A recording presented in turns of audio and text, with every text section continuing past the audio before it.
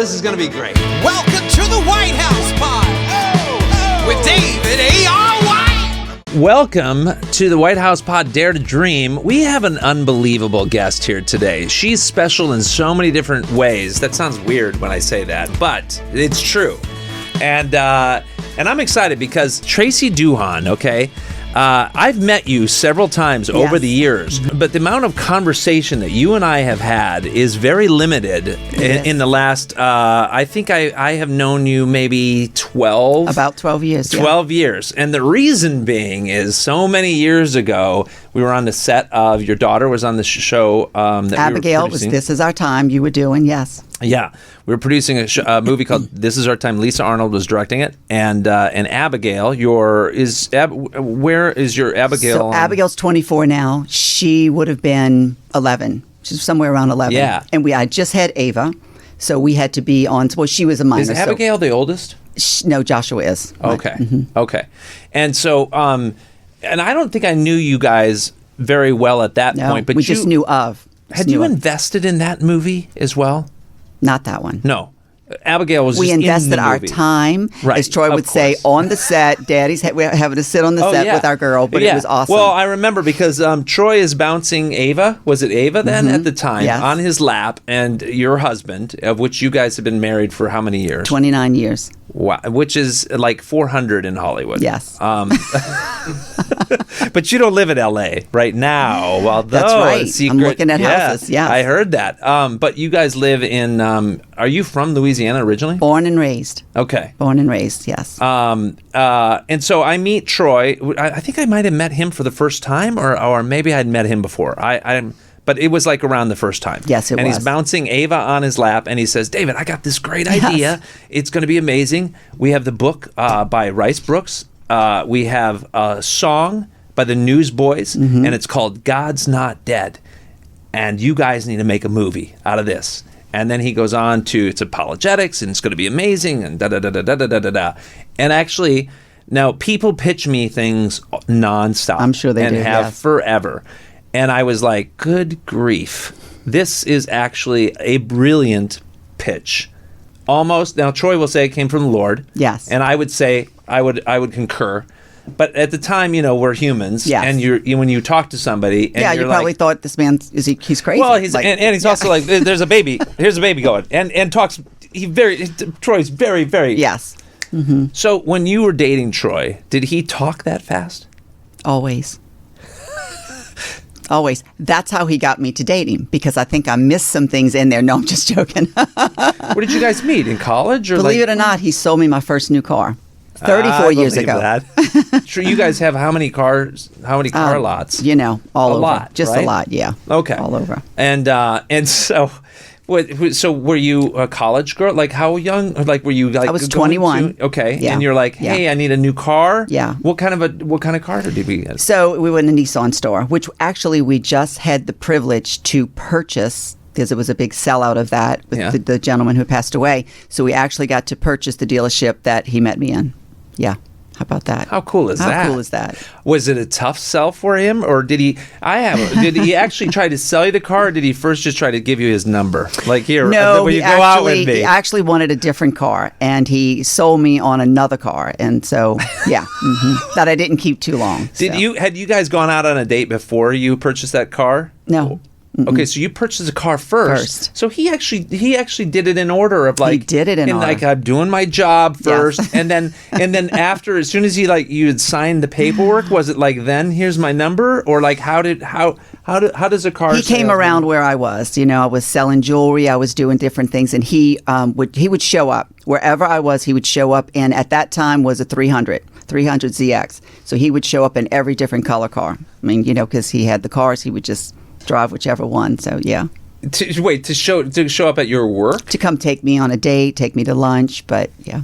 So was the first one though? Did you guys know each other before the car lot? We did not. You didn't. Okay, so that was. He actually was a sales manager. Yeah. And one of his very dear friends, Vincent Castro, who actually runs a lot of the stores out here. We have about 12 different stores in the California area, and he was my salesman. And so he had told him, I think you want to meet meet this lady. So here, young girl. I was young. Yeah, you were. Yeah, very 21. young. Had you had a boyfriend before this? Yes. Okay. And how long was that one? A year or two. Okay. And like, did you start dating in high school or like? Right around high school. My dad, he was very strict, so we didn't really date until a later time. But I like to say that I met Troy. I loved his leadership. He knew what to say, but he was probably one of my toughest. So he just was a tough guy, but he's come a long way. He's a great guy. And you've been married how many years, you said? 29. Yeah, 29. 29 years. How many kids? I this is a big story. Yeah, it is. Technically, because if someone asks, I have 7 children, but 4 at this side of heaven that I get to raise, and 3 babies in heaven. 1 a miscarriage, and my 2 babies, which I just written a book about. That I birthed and had to let go of because they didn't have kidneys 2 different years. And it happens to be this same week, which is Mother's Day week, both those babies 2 different years right at Mother's Day week. Oh, my gosh. Yeah, one was May 4th, 2006, and one was May 6th, 2004. I mean, I was going to wait a little bit before we got into we got into this book, but you have an unbelievable story. And I know you have now a ministry completely dedicated in a way to this, right? And is this your first book? It is. Oh, wow. Okay. It's with, what is the publisher? Oh, Charisma. Yes. Okay. Yes, with Charisma. And how did this finally come about? My heart goes to every single mother because I really wouldn't have been interested in writing a book, doing a nonprofit, or anything. Yeah. It would have been just give me my babies back kind of thing. But when things like that happen and you realize, you watch God can love you back to life, and then you want to help other people. And you realize there are people with a story that they need hope. It can be, many are not just the loss of a baby. There's been whether abortion, whether they've lost a teenager, whether it's by drunk driving or suicide. It's what happens. Or they're older in life, and life happens, and you can lose hope. So I think about that, and I just think about every mother, even those waiting to have a baby, And it's one of the greatest things a woman ever gets to do is have a baby, have her children. And so I say this, every one of us have a story. You have a story, and our story matters. And my heart was, if I'm going to do this and begin writing, I want my story. I don't want it to be a book that you pick up and you say, wow, that's a sad story. Oh, that's a great story. Oh, that's a great, they do great work. I want it to be that my story inspires you to write your story, is every one of us have one. And it's the thing that will inspire others to go on, because we each have something different that we get to help someone else with. So, did you know that you wanted to did you ever have, did you ever want to be an author? Did you ever want to have a book? No. Like when did this first hit you then to say, okay, was Troy bouncing a baby? He said you had to write a book? He did have a part in inspiring me to do it. But what I did is I had journaled for so many years. You journal all those emotions, all those things, all those years, my prayers, all that. But the one thing that was really I couldn't let go of is in 2004 when Jonathan left me. He lived 1 hour. My friend walked in with this little keepsake, and it had the word hope on it. And on the side of it was Romans 15:13, talks about the God of hope. So I'm devastated, angry, all that, but I just know to take note of that. And I would write it down. So about a week later, the words God gave me in my heart was that hope would become helping other people every day. So the one thing, not that I wanted to be an author, but I always loved helping and serving. My mom and dad had a food pantry. His parents served as well. And I knew that I wanted to help people. But when you go through something like this, you're like, God, you do it all. I don't want to do anything. But it didn't let me go. So on that journey, helping people, serving people, we began feeding people in the dealerships, through the dealership, and it just continued to evolve. And that's what will happen if you allow it. We can get bitter or we can get better. And I couldn't deny God was doing something. And so then I took a lot of the journals, began to write what it could. And the words, when hope is all you have, is what was on my heart. And that's been probably 5 years. Is that the name of your book? When hope is all you have, learning to live again after the unthinkable. And we all have an unthinkable somewhere. Yeah. Wow, that's great. Okay, so take us back. When did this how many kids? Abigail's how old at this time? So my oldest is Joshua. Oh, Joshua. He's 27. Okay. And have I even met Joshua? You would like Joshua. Yeah. He says he's the best of all of them. I was the strictest. I gave him all my good, and others, all probably not so good. But is he a mini Troy? no, actually, he's very smart. But he is so well rounded. He's got us mountain climbing, going into caves. He's a jiu-jitsu guy, and he's just graduated from law school, and now he passed the bar, and now we have the lawyer in the family. Wow. So you do not want to debate him. I don't want to debate him for sure. And then Abigail's 24, and that's the one that she's the singer, dancer, actress. She's, taking a little time on that for right now, taking a little break, but she's very, very talented. And then there's, would be my boys. And then here comes later on these two amazing babies. Ava, which really inspired me as well. She is a medical miracle. Like, I shouldn't be here and she shouldn't be here. So while we're waiting on her, no, I didn't know about her. While I am going through the process, and then Katrina comes and takes everything in all the dealerships, I set out to adopt. And that wasn't something that was on my heart, but it was on God's heart. And I'm so thankful that waited 7 years to adopt her. And while I'm waiting on Anastasia, here comes Ava. But there's a funny to the Ava. The doctor said after all these C-sections and all this stuff inside my uterus, everything I'd been through. Had you had C-sections with your other two? All five, oh, yes. All five? All five. Okay. And, because once you have a C-section, you can't really... So a lot of challenges, on bed rest, a lot. But they said, okay, I wouldn't survive if I got pregnant again. I'm at that time 42. And so my husband has a procedure. And I was already 1 month pregnant. So it was quite a faith walk. When you say your husband has a procedure, is that like a vasectomy? Vasectomy, yeah. Oh, got it. Okay. That was... I was already 1 month pregnant before he had the procedure. So it was a huge, that's a thing in relationships. Walk. Yeah, a huge faith walk, because you don't know. I'm told I won't carry her, this baby, and so then we had to wait 19 weeks to find out if she had kidneys. But she's Troy in a dress. That one right there. She Ava. is. She is amazing. She's 13. She wants to run everything, and she wants to tell everybody how to do it all. But she's great executing, and she's really a great leader. She really is. So my girls are 10 months apart. So it was like having twins. My little Chinese daughter, Anastasia, who is brilliant. She raised the IQ in the family for sure. And then there's Ava, and she can run everything. But they're, 12 and 13. They're amazing. When did this take place, your book? How many years ago? So started writing 2020. We all had time in 2020, right? Mm-hmm. And then... But had you lost one or the boys were so I had a miscarriage 03, 04 was Jonathan, and 06 was Joseph. Okay. So that was way back then. Okay. So my boys they'd be 21, 20, and 18 would be the ages of those children, and started writing in 2020. Were you in Louisiana at this time? Yes, still there. Was Louisiana shut down during the COVID? Mm-hmm. It was the same as everywhere. Okay. Mm-hmm. Well, I mean, California, we were really shut down. Yeah. New York was shut down. Yeah. So you guys were more, aren't you guys, I would think. Now, you would what be was more very open. interesting is our food pantry.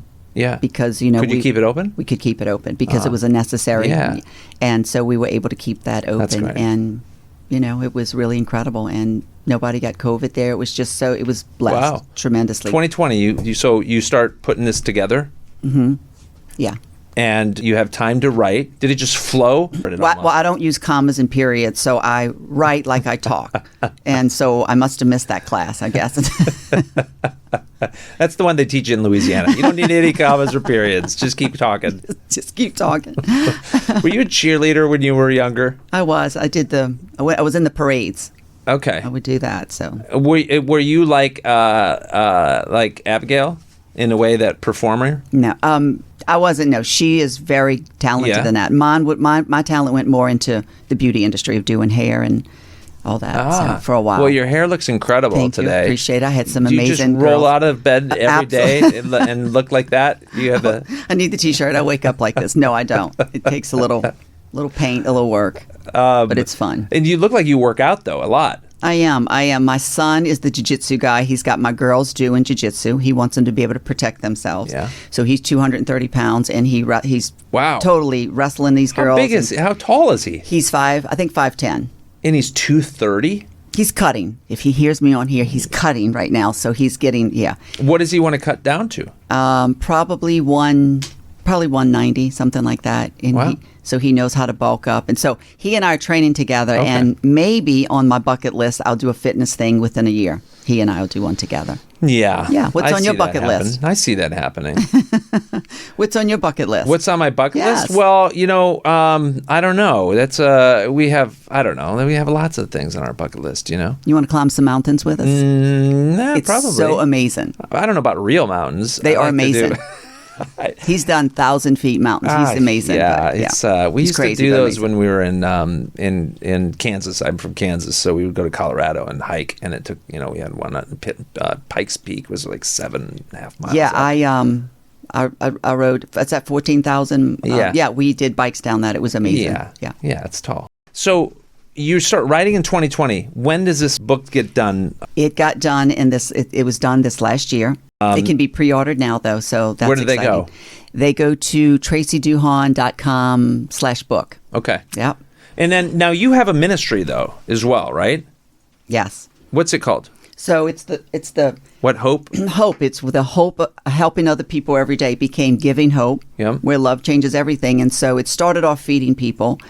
And then it went into, opened up my home when I was blessed with this beautiful home 19 years ago. So I'd invite the neighbors, getting to know your neighbor. They'd meet each other on each street, Lakeshore, sunset, sunrise. And then it turned into everything I did when I gather people together. We're going to raise money and we're going to impact. And so you're going to enjoy, you're going to have a great meal, all that good stuff. But why not? Why not? Every single one of us can impact in some way. Where was the trigger to that for you, though? A lot of people don't really want to do all that. It seems like a lot of work, right? So they're coming over to have a good meal, hang out, do, whatever. Watch a game, whatever you guys. What day were you meeting people? Was this a Bible study that people were coming to your house? This was at Christmas time. So Okay. open my home Every Christmas. and I would invite the women. I'd beautiful tables, white Okay. like emeralds kind of plates, have chefs, things like that, and just bless them. But then in turn, Did you always want to bless them? I though? think what would happen because a lot of people throw parties. They don't. It's not about I know, blessing I know. people. So I think that is where I grew up with part of that with my parents. Were they pastors? No. Well, first of all, we grew up very poor. Okay. And so my father was a fisherman. Troy likes to say he found me in a crab trap. And I say, well, that was the best crabbing you ever did that day, honey. But from Lafitte. So, when trawling was good, we ate well, we did well. If it wasn't. And so, their heart, my mom's the baby of 11. I think there's something that happens where you realize, and then God begins to bless you even more. And you're like, you see a need and you can't not do something about it. You can't unsee what you see, Yeah. So you bring people together and you can, impact together. We're better together. We really are. So that was something that if I was going to... When did you become a Christian? I was 13. Okay. Was it a big thing, or was your family, were your parents Christians? So what was interesting is Troy's family and my family went to the same church, except I was 13, he was 16. And I got saved, and I like to say he was checking out the chicks at the balcony. I did not meet him there. I'm so thankful for that. Met him in the car dealership. That was, right, a better place, right? I mean, not a better place, but it was what it is. And it's like the church, the car dealership. Other than that, if you don't meet your significant, then it's the bar. No, just kidding. He took me to that. God had a plan for sure. And so 13, and I had always loved God as a little girl, but until I really understood the gospel, and then that's when things really changed. At 13, though. Mm-hmm, at 13. And then did you go, when you graduated from high school, were you like, okay, I'm going to Bible school? No. Or I'm going to... I had quite a challenges there. I mean, my life. High school, you mean? Or yeah, where? just my life. Just life happened. Okay. And then life happened. All my family had moved away. And then where did they go? They went to Oklahoma. They were at Oral Roberts University. My mom went there. Wow. And then my brother and sister, they were young, followed her. So then I met Troy. I mean, I was very young. So it's a short span of those years there. But so then, Wait, where'd you go to college? Did you go to school? I didn't go to college. I went At to all? beauty school Oh, beauty school in Louisiana. in Louisiana. Okay. John Jay. Yeah. Did you know I want to be in beauty? I was more in sales, but you But know, why go to beauty school? I mean, I loved fashion. I loved beauty. I loved okay. all that. Yeah. Okay. And so you go to beauty school. Are you out of beauty school by the time you meet Troy? No, I'm in beauty school. Okay. Yeah. How long is beauty school? It's about a year. Okay. Nowadays, it can be a little longer, but about a year. Okay. And but from 13 on, did you have a close relationship with God? I did. Okay. I did. Has that wavered at all? I'm not going to say I didn't have, I mean, you know, a lot of things happened in there. So, yes, there was wavering, but he was constantly drawing me back. He's just, God's love will keep drawing, even through this journey with the boys, you know, when I'm like, I'm done. I'm done. And his love literally will, I say it, is he loves you back to life. And that's been over, I've got a few decades, so over and over and over again. He just loves you back to life. And but that's where we began feeding people. And then it turned into what I was doing at my home. When you guys got married, you began feeding people, or before? No, after that. It was Okay. after that. So you guys get married, right? And you're young. You're both pretty young. Your first child, how long after you were married? We were feeding, it was 2 years. We started feeding people, but we began the nonprofit in 2013, Giving Hope. Okay. And so that's where, you know, he and I both, you hear that need, you take the lead. So what that looked like is feeding people. And then when I was doing battered women's crisis pregnancy, but when I adopted, that was it. When I went to China, I wanted to adopt all the children everywhere and knew that wasn't possible. And that's where what I did at home became Hope for a Home. And I took it out of my home because it's grown. Yeah. And then I adopt and I see her and she's in a government run orphanage. And at this time, I'm like, no, we've got to do something. So we began putting Hope Homes on every continent. We have 10. We were in the Ukraine last year. And now they're a school, a church, and a family. So that continued to grow. Rehabilitation centers. It just happened. What was the trigger though to where you wake up and you're like, I want to give back? Is it when you guys have built incredible I don't want to say empire, but like in all the dealerships that you guys have worked in and own, and the growth of your business has grown plenty.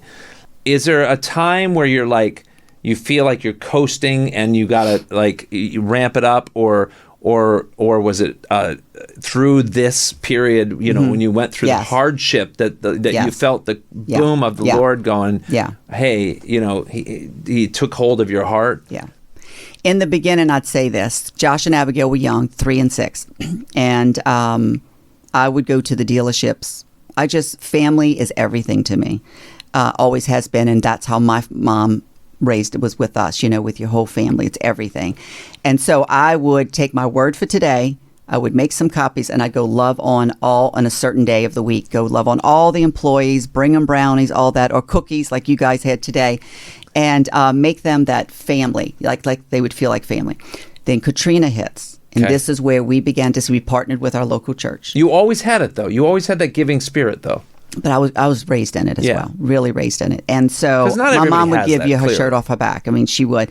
But when Katrina hit in 2005, and we began to see, I mean, if Troy was sitting here, he would tell you this too, is we partnered together. You had to do something, and you can do something. So, we fed thousands of people coming through the line. I mean, there was nothing, it was nothing in Katrina during that time. And out of all the 5 dealerships at that time, only one was salvaged, the rest were underwater. So we began doing that. And so that took off even more. And, I don't know, God just began to entrust us with quite a bit, and it's been such an honor. That's what I tell people. I get to live the dream of God this side of heaven. I would have never signed up for it, but I'm very thankful that I didn't miss it. And you can miss it. You can get so stuck in the pain and the grief of whatever situation it is that you're like, I'm done, and check out. Yeah. But there's so much joy and fulfillment, and knowing you're doing what God's called you to do, and seeing the smiles on people's face, and you're making a difference. You get to be a part of that. So We're going to keep doing it. Okay, how many centers around the world are you doing? Or are they all U.S. based right now? No, they're everywhere. We started in India. Yep. Amazing. We went to Honduras, Gambia, Africa, Russia, Johannesburg, went on to Dominican Republic. Are these all still open too? Yes. So what we do is we look for feet on the ground. We look for the pastoral team and the people that can help, run it. And then we go in and we build it. And so we have many incredible people that partner along with us. And so it's even our employees. It's so great. Is there ever, and this sounds like a really terrible question to ask this, but I'm going to ask it because I feel like people sometimes think these things and they never ask these questions. Is there ever do ministries ever collide with each other? And there's like this bumping thing of like, well, no, I'm here, we're doing this. Or is there such a need for ministries that there's not enough ministries doing it? It can happen in the nonprofit world. But what we do and we believe in is if you give me all the same organization, you give me many organizations, we can connect the dots. We can connect and gather because it may be something that we can fill. Like we don't go in, we come in after, whether it's building the homes, but there's organizations that really have their own thing. But we believe in pulling everybody together. We have to come together. Yeah. You can come together and be better together. You don't have to compete for that or this is my, no, absolutely not. And then where do you see this going? This organization, because you're in so many countries right now, right? Is there another country that you're spreading to? Do you know that? So we are ahead. We go to the Philippines in August, and then I had visited Ireland, and I just felt there was a need there. So we will go. We're going to take all the guys and women too who like to golf, and they will be part of they can have a golf trip along with helping us open up. And it's incredible for young boys that's out there. So our next 2 years are Philippines and then Ireland. And how do people find out more information about this? They can find out through Giving Hope, GivingHopeNOLA.com. And then there is Women of Hope that I birthed just a couple years ago, Women of Hope Unite. And then, we each have our Instagrams and Facebook on all those levels. TracyDuhon.com. We'll show them all there too. Yeah. When you go into a ministry, right? Because the new one that is, what's it called again? The second one you just said. Women of Hope Unite. Women of Hope Unite. 2 years has that been around? 3 years. Yeah. Okay, 3 years. And what would happen there is, again, it's one of these opportunities. Yeah. You are doing life, and women are coming to me saying, "I want to live a life more on purpose. I want to, I want to be able." Well, your book kind of runs into conjunction with this, doesn't it? This is later, yeah. And so I said, okay, what we're going to do is you gather women. You're going to find the gold in each other. I ask women, what is the passion that inspires you, brings you alive? What is the injustice that angers you to make a difference? So for me in my 20s, when I heard of a young girl or a woman being abandoned or abused, I got angry by that. And in my now in my 50s, I'll move heaven and earth for them. So there's something that you don't like. There's an injustice that angers you. And I believe God has called you to make a difference in that. So, that's what I'm doing with the women, pulling them all together, finding gold in each other and going and impacting even more. So here we are. When you wake up in the morning, you must feel tired sometimes, right? Because you have a lot going on. Not to mention, I do take time away. I do like to travel. I mean, between not only just your businesses, right? Then you have these ministries all over. Like, it sounds like you must have so many people knocking on your door, trying to call you, ask you, what are we supposed to do with this? You have people who are running different organizations that you guys are really at the top. How do you maintain balance in all this? You take the time, you delegate, you take the time, and you have the people in your team. I do want to say this. I'm sitting here today with you and I'm having fun. It really is awesome and you're great. But this journey, I want to say that to people because in those years of 2004, 5, 6, even some other recent years now, because there's more journeys, there's more situations in the last 5 years. Sitting here, this is the other side. But in those situations, it's like life stops. And it's like the rug is pulled from under you. I'm sure you've had your own journeys. If I asked you, and we know your story. And it's like, why do I want to do it again? Why do I get back up? And what I want to say to people and encourage is that truly, I couldn't make myself do it. What made me get out the bed, there's been times I didn't want to get out the bed, many of those. Yeah. You know, you just can't, you know, and you lose hope. But truly seeing that in time and leaning on God and trusting Him, He really has loved me back to life. Like, I'm sitting here because of that.